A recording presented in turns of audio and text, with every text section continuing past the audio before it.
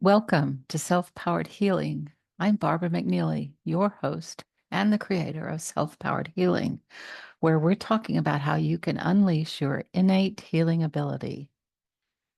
This is the final week of National Podcast Post Month, or as we like to call it, NaPod POMO. Coming up this week, just before the end of the month, I have a healing story for you. You do not want to miss it. In today's episode of Self Powered Healing, I am talking with my friend Donna about her healing journey. I actually met Donna through a Facebook group about a shared love for sewing and creating.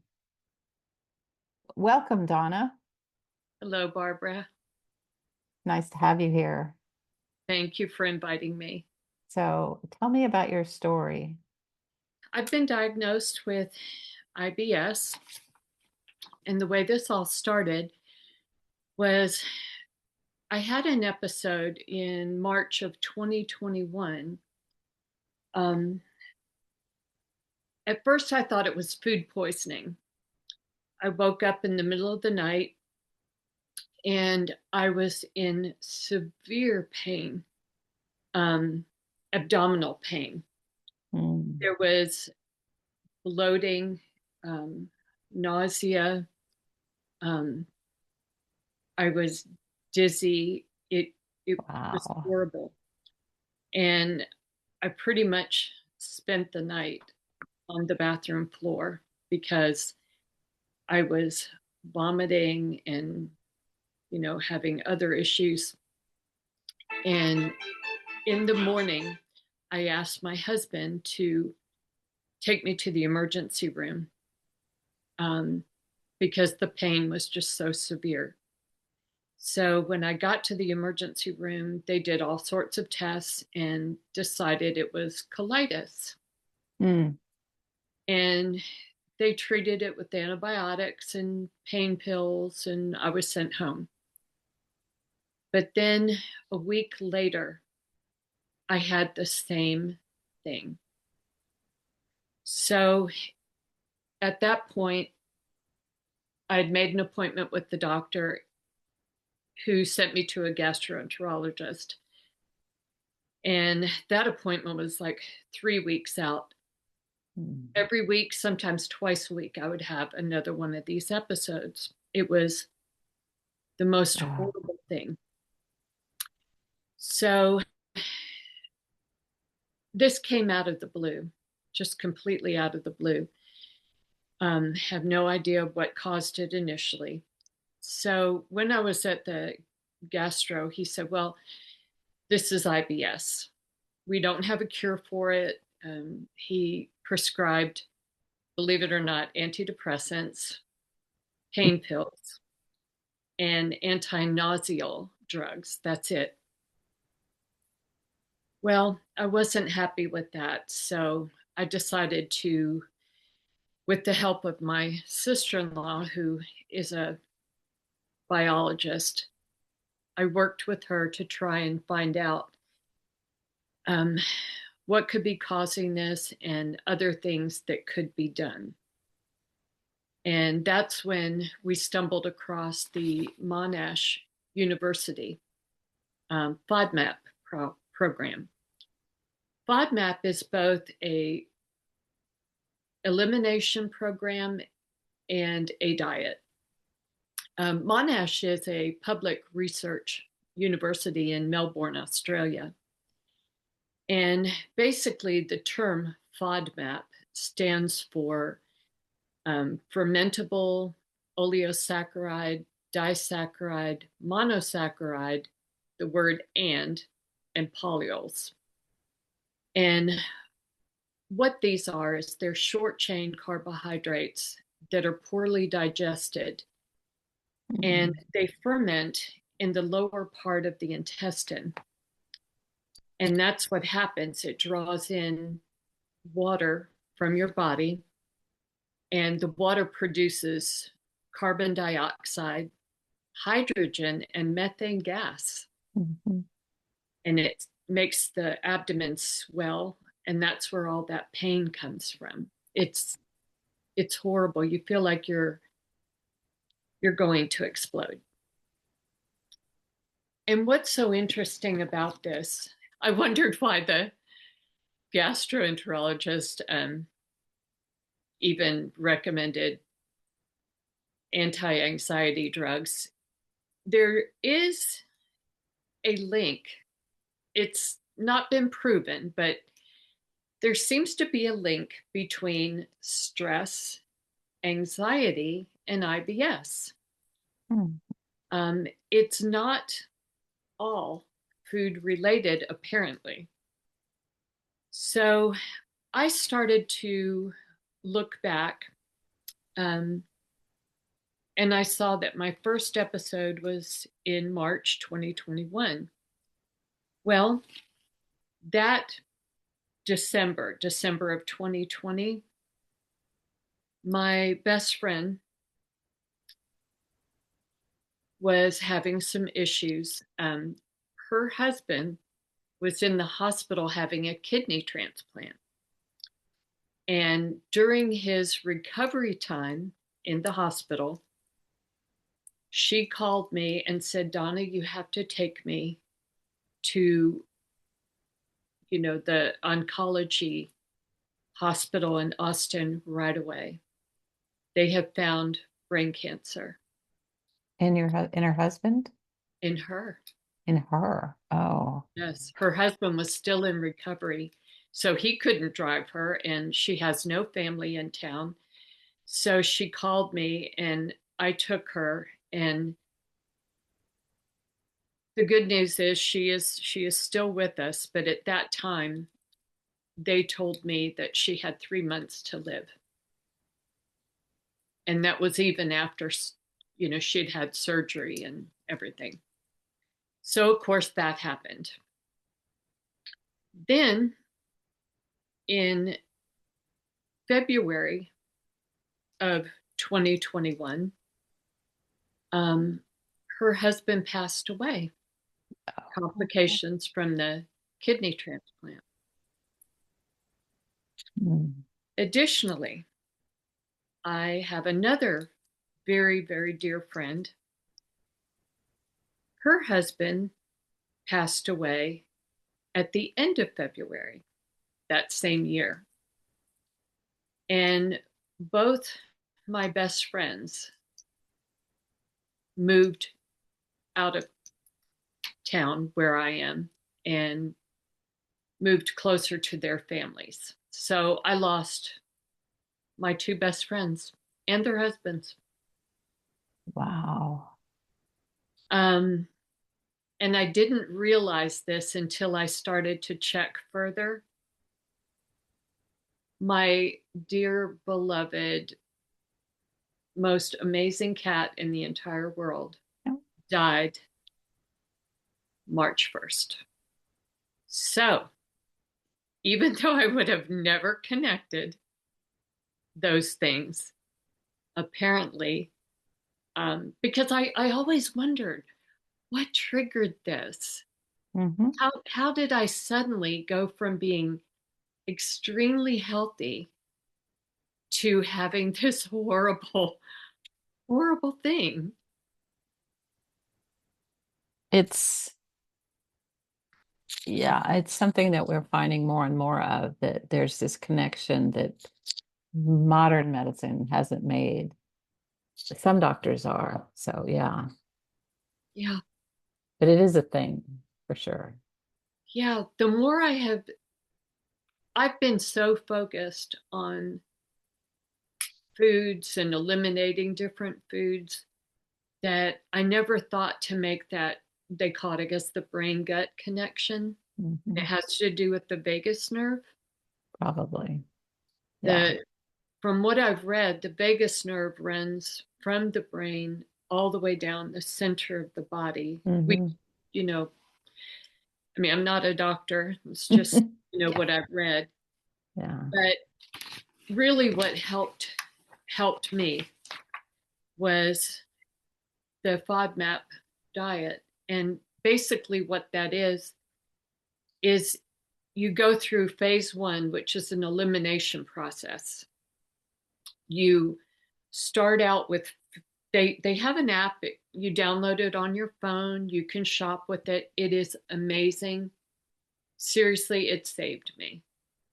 Um, I followed the protocol for the elimination of certain foods.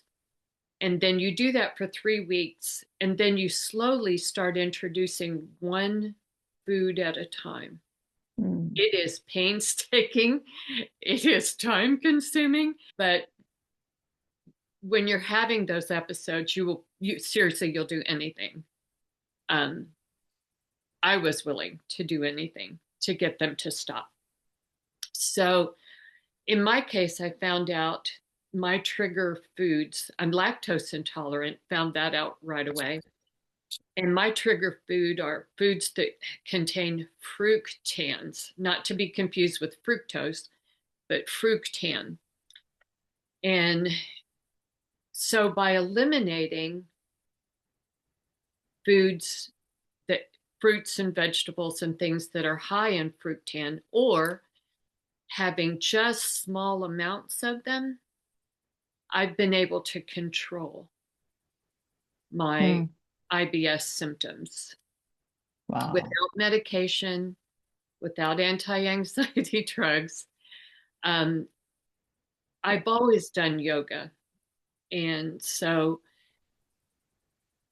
I added some breathing exercises in with my yoga routine. Breathing exercise. I follow Dr. Andrew Weil, and he's got a really good breath work um, link in his on his website.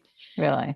So I practice that um, whenever I'm feeling anxious or and there seems to be, the combination of watching what I eat and keeping my anxiety and stress levels, low. Um, I've been symptom free for, let me see, probably about 3 months now. Good. But it took you that long to get there. Yes, So yes, that was over 3 years. yeah. Because what would happen is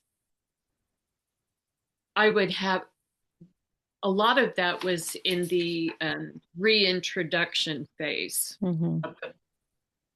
of the FODMAP diet. I would have something, and it may have been only an episode a month or an episode every 6 weeks, but if I had something that was a trigger, I would have an episode.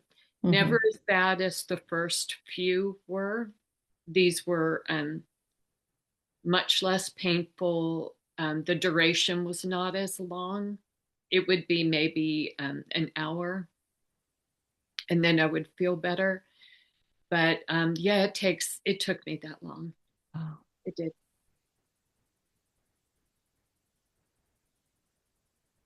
Mm.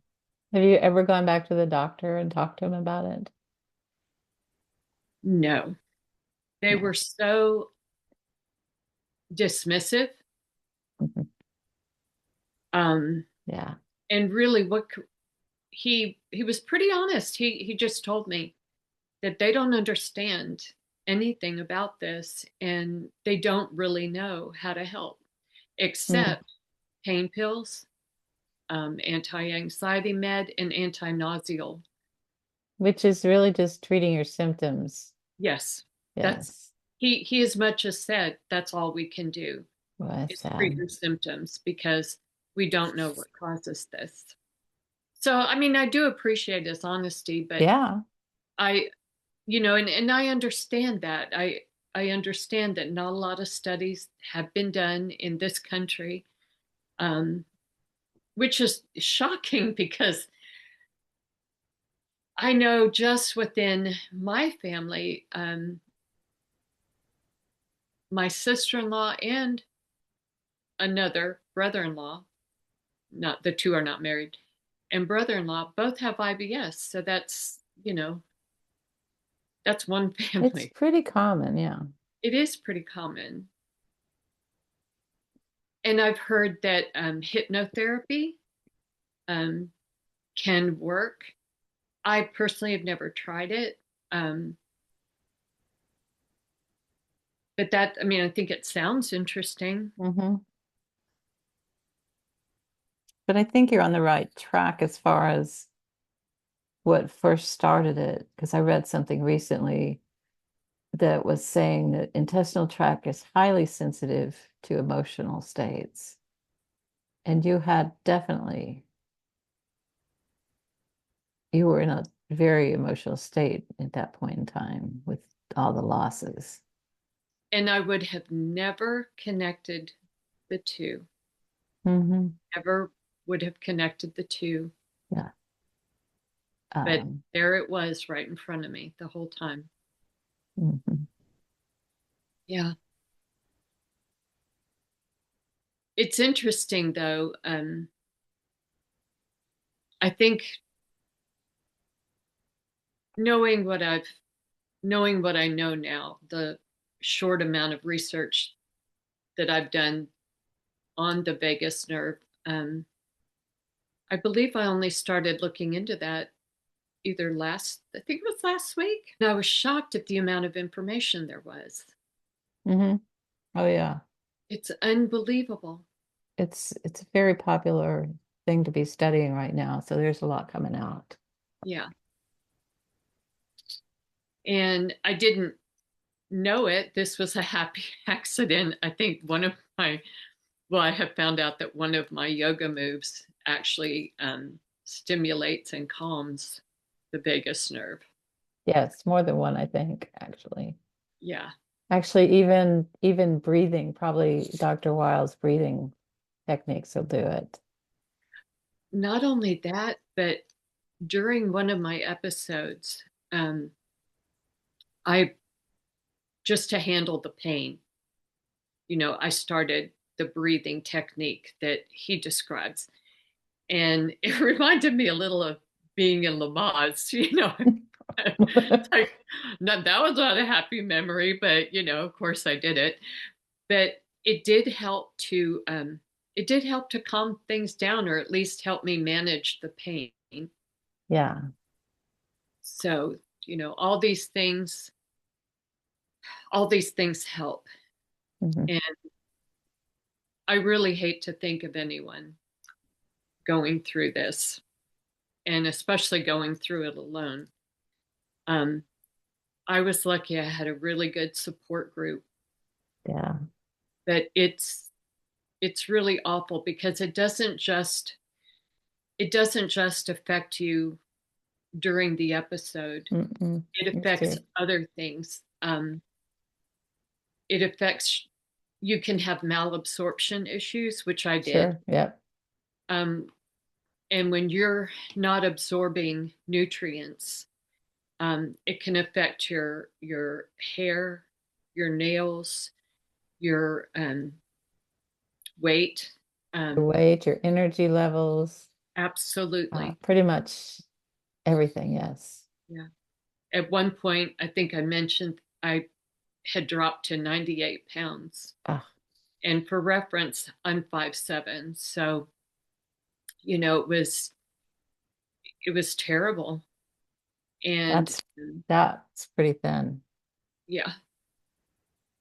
And I just felt bad. You just don't feel good.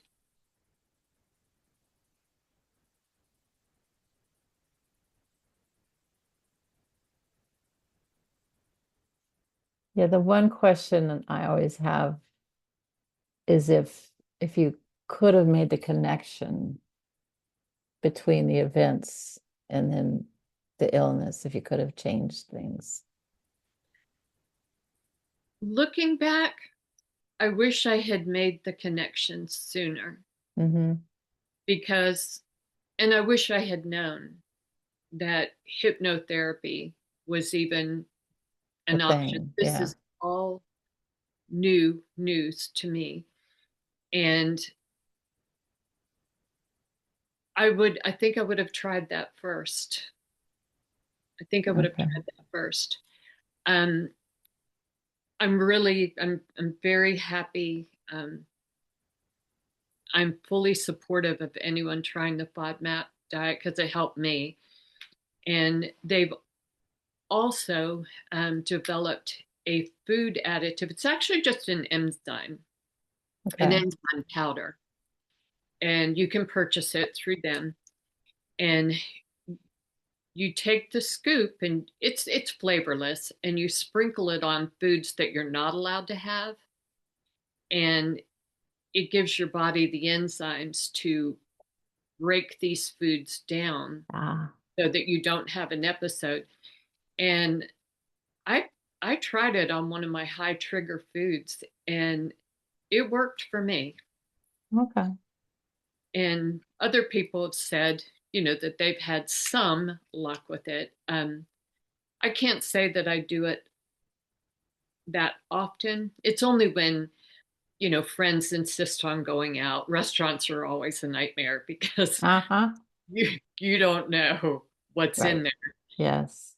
Um, and I don't go out to restaurants very often, but it's a handy thing to have. It's a handy thing to know about. Hmm. And what was that called? It's called Foodzyme, Foodzyme. FOODZYME, I think. But it's available on the FODMAP, FODMOP, um, or the Monash website will always direct you to that as All well. right. I might include those links in the notes. Yeah, yeah. All right. And the FODMAP app, I mean, it's incredible that they make this information available to you for free online, but the app on your phone, I think I remember there was a one-time charge, and it's so minimal. It's like 15 or $16. Hmm. And then you just have it um, forever.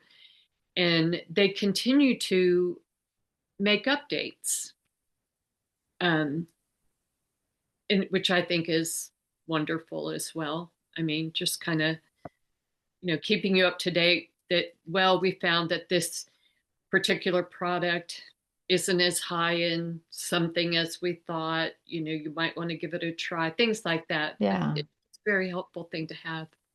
Yeah. So I think that if I were to give advice to anybody dealing with this is What was my try next what works. question? Yeah, try what works for you. Try everything. Try absolutely everything. If hypnotherapy does it for you, wonderful. Um, if changing your diet works, working with a dietitian, do that. Try anything because you can manage this to a point where I can't. It's funny. I can't say that I'm cured because Yeah. I don't know, but I can say that I am symptom free. And to me, that's as good as a cure. That's its own form of healing, really. Yes. I want to thank you, Donna, for being here today. It's a very interesting story, and I know there's people out there with IBS that it will be helpful for. Thank you. Well, thank you for inviting me. I really hope, I mean, I really hope that I can help someone. I'm really grateful for all the support that I've had. And yeah, it's not an easy thing to live with. So I send my love to all those out there dealing with it. Thanks for listening today. You can visit selfpoweredhealing.com/November 2024 to find all the episodes for Napod Pomo. Leave a comment too if you like. Thank you to all that have been a part of this 30-day challenge. Beginning in December, I'll be returning to my less intense schedule, publishing 3 episodes each month at least. I also will have more healing stories coming up. Stay tuned. By the way, Self-Powered Healing is still looking for interviews with people who want to share a story of healing. Do you have a healing story? I would love to hear about it and see if maybe you could share it on our show. So if you're interested in sharing, then visit selfpoweredhealing.com/share to schedule a chat. You aren't committing at this point. You're just having a chat with me to see what your story is about. It will be confidential unless or until you decide you want to share. And if you get there and there's not a convenient time for you, send me a message because we'll always find a time. And remember this always, you are a magnificent being with powerful innate healing abilities.